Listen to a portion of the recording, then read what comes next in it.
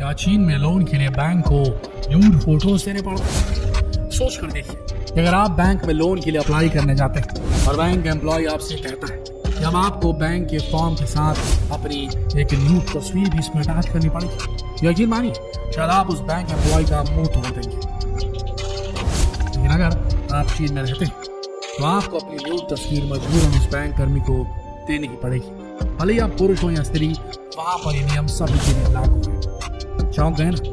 क्या दिन बातों को सोचकर आप ही डर गए होंगे और यही सोच रहे होंगे कि आखिर बैंक वाली तस्वीरों का करते क्या होंगे। तो आइए आज इस वीडियो में जानते हैं चीन के कुछ ऐसे नियम और कानूनों के बारे में जिनके बारे में सुनकर आपका दिल खौल उठेगा। दोस्तों, कभी ना कभी आप एजुकेशन लोन, कार लोन या होम लोन के चक्कर में जरूर फंसे होंगे, और अगर आप फंसे तो आपको पता ही होगा कि लोन लेना कितना बड़ा सरदर्द है।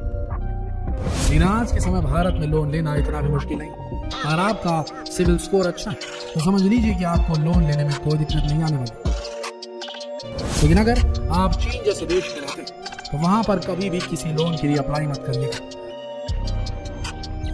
क्योंकि शायद आपको पता नहीं चीन में एजुकेशन लोन लेने के लिए छात्रों को ऐसी कड़ी परीक्षा से गुजरना पड़ता है जिसके बारे में आपने ना कभी सुना होगा और ना कभी देखा होगा।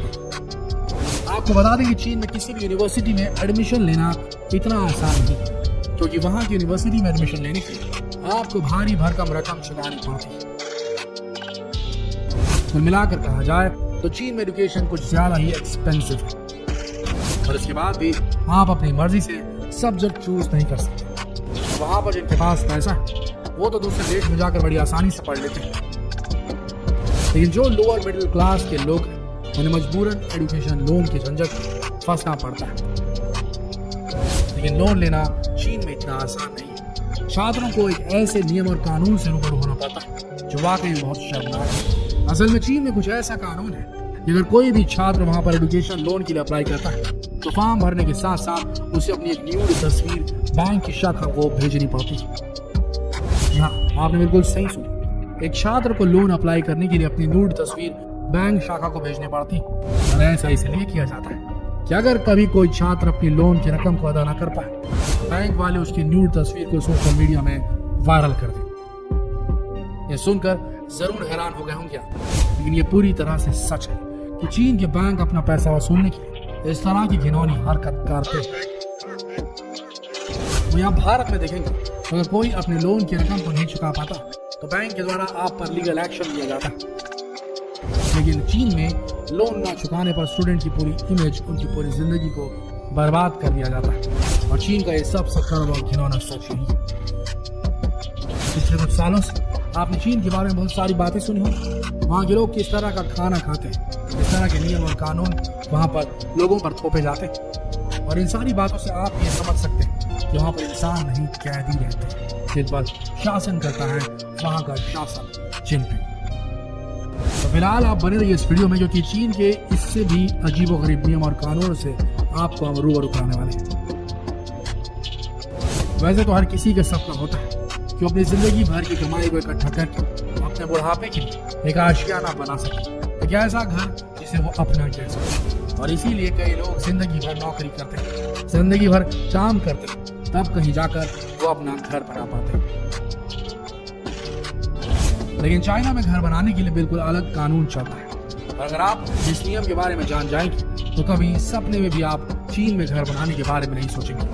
असल में वहाँ का कानून कुछ ऐसा है कि अगर आप पैसे इकट्ठे करके घर बनाते, उसे सजाते और उसे अपना कहने की गलती करते तो आप सबसे बड़े मूर्ख हैं। जी हाँ, चीन का कुछ ऐसा कानून है कि आप वहाँ पर घर तो बना सकते हैं लेकिन उसे अपना कभी नहीं कह सकते, और इसका कारण है वहाँ का कम्युनिज्म। असल में चीन एक लोकतांत्रिक देश नहीं है, आज भी वहाँ पर लोगों पर शासन किया जाता है, जिसके बदौलत वहाँ के हालात कुछ ऐसे कि वहाँ की अधिकतर जमीन का मालिकाना हक वहाँ की कम्युनिस्ट पार्टी के पास है। इसलिए जब कभी भी कोई वहाँ पर घर बनाता है तो घर तो उसका होता है, लेकिन जिस जमीन पर वो घर बनाता है उस जमीन को वहाँ की सरकार से लीज लेना पड़ता है,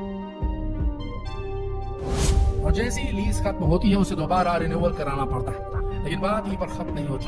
अगर कोई व्यक्ति अपना घर बेचता है तो बेचे हुए घर की एक तिहाई रकम उसे वहाँ की सरकार को देनी पड़ती है।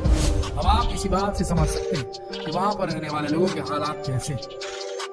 आप भले ही कितना भी कमा लीजिए, कितना भी बड़ा बंगला बना लीजिए, लेकिन वो बंगला कभी आपका हो नहीं सकता। इस तरह जब आप चीन के तीसरे कानून के बारे में सुनेंगे तो आपके भी होश उड़ जाएंगे। हाल ही में आपने सुना ही होगा कि भारत में कई अश्लील वेबसाइट्स को पूरी तरीके से बैन कर दिया गया है, लेकिन अश्लीलता को लेकर चाइना में भारत से कहीं ज्यादा सख्त कानून है। अश्लीलता को लेकर वहां पर कुछ ऐसे कानून हैं कि अगर वहां पर कोई अश्लील फिल्में बनाता है या उन्हें देखता है या फिर उसे शेयर करता है तो आप यकीन नहीं करेंगे कि उस व्यक्ति की जिंदगी भर के लिए जेल की हवा खानी पड़ सकती है या उसे मौत की सजा भी सुनाई जा सकती है। जी आप बिल्कुल सही सुन रहे हैं। अगर चाइना में कोई भी अश्लील फिल्म देखने की तरक्की करता है तो जिंदगी भर के लिए उसे जेल हो सकती है। अब जेल की बात हो ही रही है तो आप ये भी जान लीजिए कि वहां पर किस जुर्म के लिए कौन सी सजा दी जाती है। आपको बता दें कि वहां पर डेथ सेंटेंस यानी कि मौत की सजा कभी भी सुनाई जा सकती है। आप सोच रहे होंगे कि शायद कोई बड़ा जुर्म करता होगा तभी उसे मौत की सजा दी जाती होगी, लेकिन ऐसा कुछ भी नहीं है।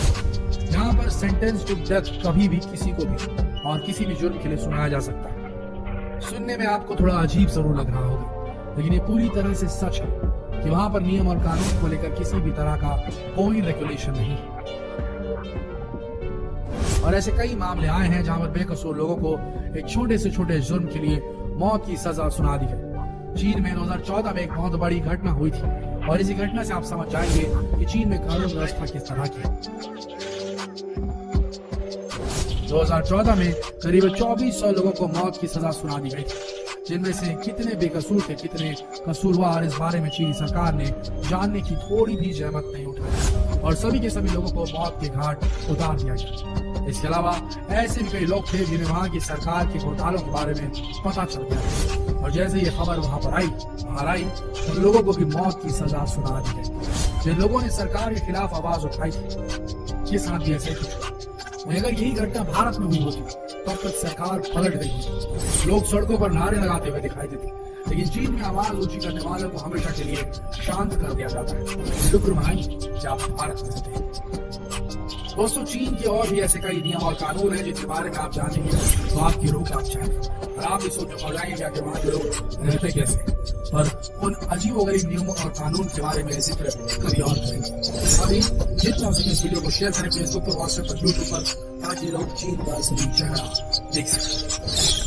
मिलते हैं अगले वीडियो में, तब तक आप सबका इस वीडियो को रहने के लिए दिल से धन्यवाद।